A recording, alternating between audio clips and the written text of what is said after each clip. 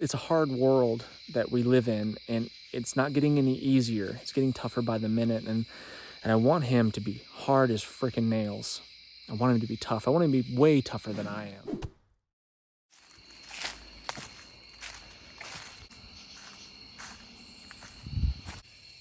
Looks like he got his fire going.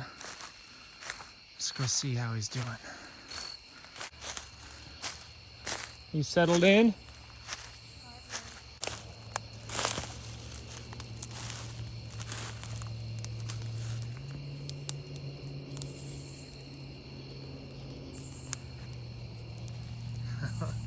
I like your supplies. You're not planning on eating that, are you? Eating what? That mushroom? No, that's just my collection. Your collection of things?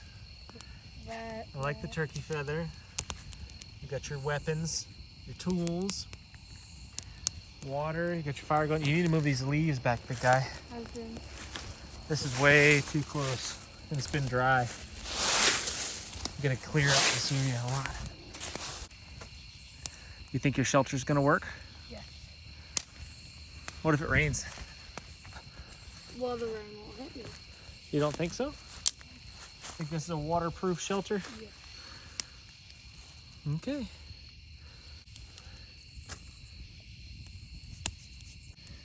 That flashlight bud's on the dirt right there. You don't want to lose that, do you? What? Your flashlight? How did it get down here? Yeah, exactly.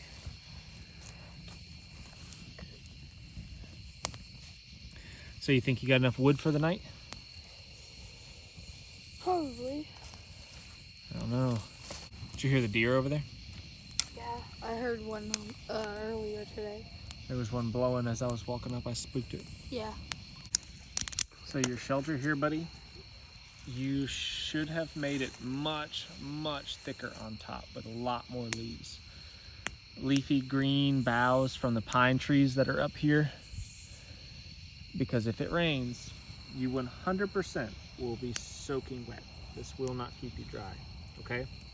The one thing this will do a little bit is maybe reflect some of the heat from the fire and keep it kind of, the heat from the fire will stay trapped in this little spot. Your bed is just some dead leaves, and when you lay on this, what's gonna happen? It's just gonna get squished flat. But it actually is comfortable. I'm sure it is comfortable for a little while, and then it's gonna get squished flat. Luckily, it's not gonna get that cold tonight. I'm gonna try to help you out. Fire on top of this, and as this gets burned up, you're just gonna keep pushing your log in there. Dad, you're putting out my fire. I'm not putting your fire out, bud. And it went. You'll get it back. Throw some littles on there and blow air on it. You gonna make it through the night? Yeah. You're not gonna die? Yeah.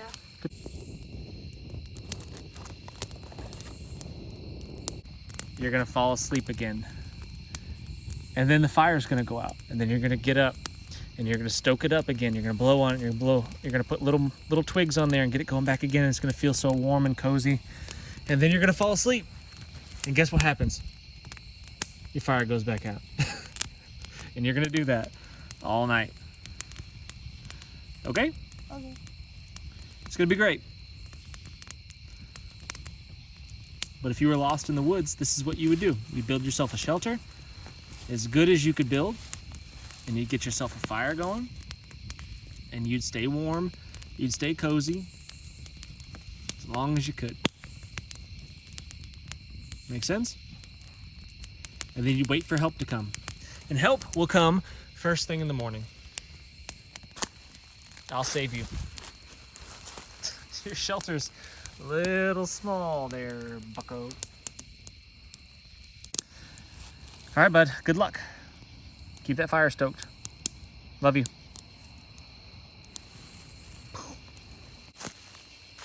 That's one tough boy. I was just telling him, I don't know another 11-year-old boy as tough as he is. Staying out here by himself, stoking the fire all night. I think he'll make it. It's his first night staying out here. He's spent the night out plenty of times by himself with gear, and ponchos and shelters and all the stuff, sleeping bags and things. This is his first time ever spending the night out by himself with nothing.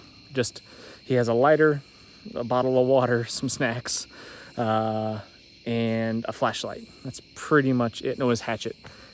So he's going to be good. And I purposely didn't let him have a jacket, like a big poofy wintertime jacket, because then he wouldn't need a fire, because it's not going to get that cold tonight. It's going to be in the 60s, I think, is the lows. And as long as it doesn't rain, he's going to be plenty warm enough. And I just want, if I gave him a big poofy jacket, he wouldn't have the incentive, the motivation to keep that fire going all night long. And I want him to experience that need to keep the fire going. It's cold. I'm shivering. I'm a little bit chilly. I need to keep this fire stoked all night. So that was the motivation behind that. But I'm proud of him. I'm not too far away, a couple 100 yards away, and we'll be monitoring his progress throughout the night. And I'll get him first thing in the morning.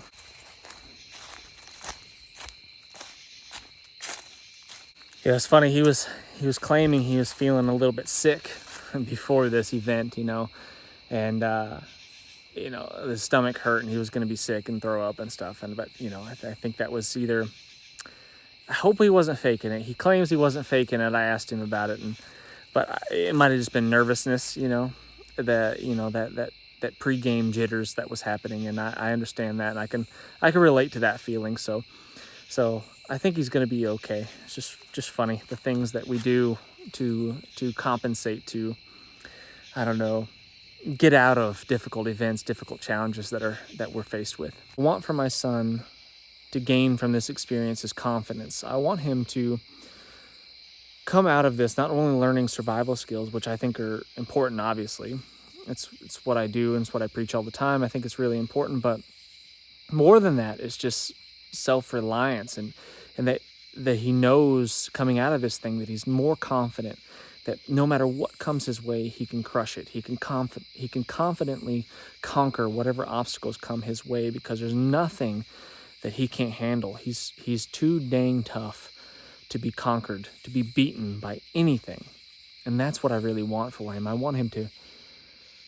I'm hard on him. I'm hard on my son a lot. And some of you watching this may think like, oh, that's cruel. That's mean to make your son sleep outside like that. But whatever. It's a hard world that we live in, and it's not getting any easier. It's getting tougher by the minute. And I want him to be hard as freaking nails. I want him to be tough. I want him to be way tougher than I am. I want him to be rock solid. And I want him to know that no matter what happens, no matter what comes his way, he can do it. He can conquer any obstacle. And that's what, little exercises like this. That's why 11-year-olds sleeping in the woods by themselves is important. Anyway, we'll see how he does in the morning. Keep an eye on Elijah, Maggie. Bye-bye. 6 a.m. We're on our way to see how the boy did. See if he survived.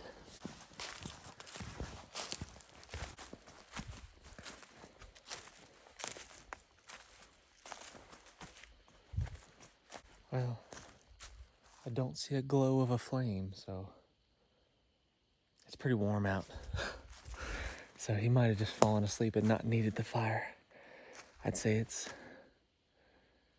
65, maybe.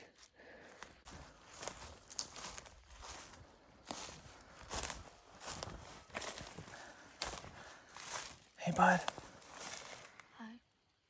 Good morning. I've been awake. Have you? Yeah, I couldn't go to bed. I just let the fire go out. Nice, dude. You got a little bit of firewood left. Did you sleep at all? Yeah. I went to bed 2 times, and then I made my fire back 2 times, and I stayed up for the rest. All right, let's stoke it up. You want to eat? Yes, you have done it, boy. You have survived. Look who came to visit. Oh, hi. The survival cat. Yeah. Bush kitty came to see us. Yeah. I'm proud of you, bud. You did it. You built yourself a shelter. You had a fire most of the night. See that long, slow breath I did? Yep. That's what I've been doing. Oh, here's breakfast. Oh, breakfast. Hey, you want to roast it?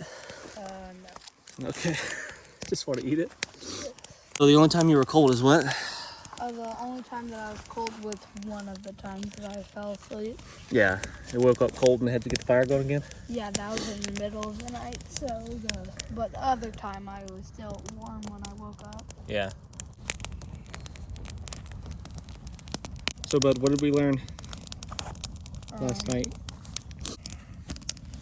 Get more leaves to lay on so that it wouldn't just like squish down all the way. Yeah, let's see. Because you're just basically laying on the dirt right there, right? Yeah. So you'd make a softer bed? Yeah. That's a good idea.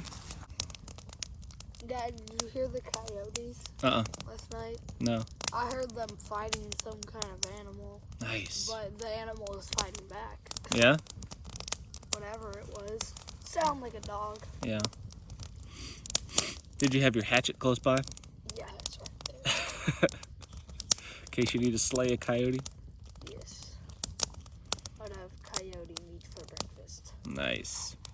Oh man, if I came up here and you had a coyote cooking on their fire, you'd be off the hook for pretty much everything forever. You will have won childhood. That's all it would take. If it would have rained, your shelter would have been pretty useless. So you would have built that better, right? Yeah? Woke up cold just one time? Yeah, and then I started it back up, and then I fell asleep on accident again and woke up, and I was still warm. The moon was really bright last night. I know. Didn't really need a flashlight. Yeah, at one point, I saw the light like shine through the woods, and I saw like little beams of light right there. Yeah, it was really bright.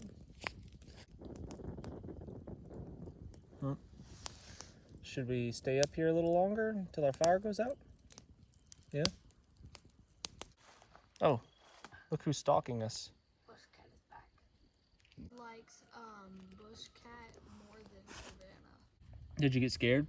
No. Not at all? No. Not even a little. The woods are scary at night. It's dark, creepy, lots of noises, critters moving around. Have any bugs crawling your head? I didn't care much about bugs. I didn't even think about that. Yeah. Because I'll probably just eat it in my sleep. Just eat it.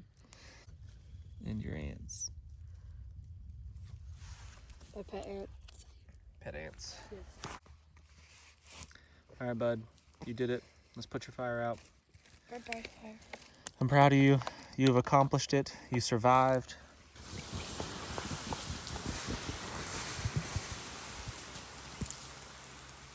Might need to put a little more on that. Don't worry, I already have something. You gonna pee on it? Yep. Yeah, it does kind of sound better. I'll probably take a nap on Pop's seat, so. Hello, kitty cat. He was camped out right between my house and my parents' house, so he's going to visit Pops this morning. Pops is no doubt awake already. And there comes Bush Cat.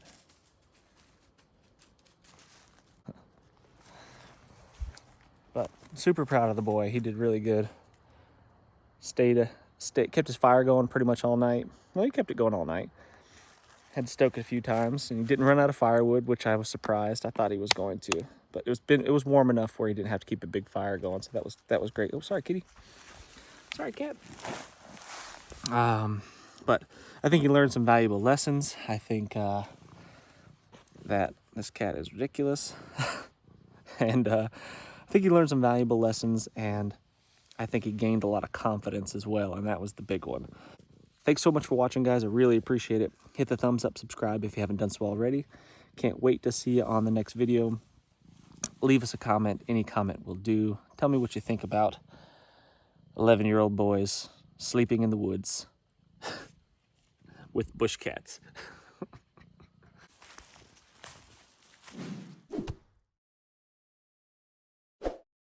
I'm Jason Salyer with Survival Dispatch, and when disaster strikes, will you be ready? Power outages, natural disasters, economic collapse, threats can come in a lot of different forms. As a Survival Dispatch insider, you'll be able to gain the knowledge, the skills, and equipment necessary to protect your family when it really, really matters.